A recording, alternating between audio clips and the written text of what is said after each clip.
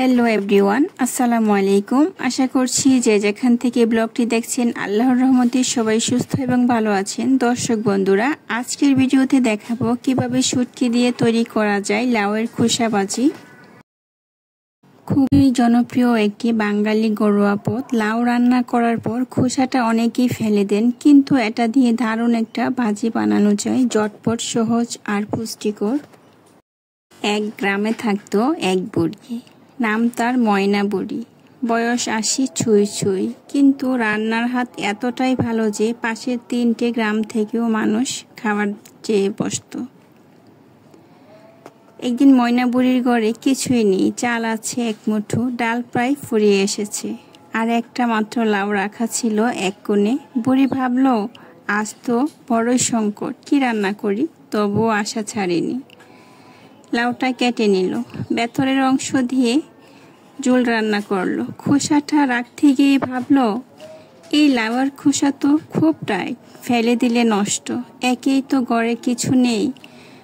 বুড়ি তখন লাউয়ের খোসা চিড়ে চিড়ে পাতলা করে কেটে ভালো করে ধুয়ে চিকন করে কাটা আলু, পেঁয়াজকলি আর এক চিমটে কাঁচা লঙ্কা মিশিয়ে ভেজে ফেললো। একটু সয়াবিন তেল, পেঁয়াজ কুচি, রসুন কুচি দিয়ে দিল। হাত পুরো গ্রামে গন্ধ ছড়িয়ে পড়ল। পাশের বাড়ির মনু খালা গন্ধ পেয়ে ছুটে এলো। ময়না আপা, কি রান্না করলেন?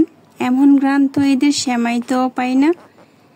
বুড়ি হেসে বলল, দেখ, ঘরের জিনিসেই তো রান্নার আসল গুণ, শুধু চাই একটু বুদ্ধি আর এক চিমটে ভালোবাসা।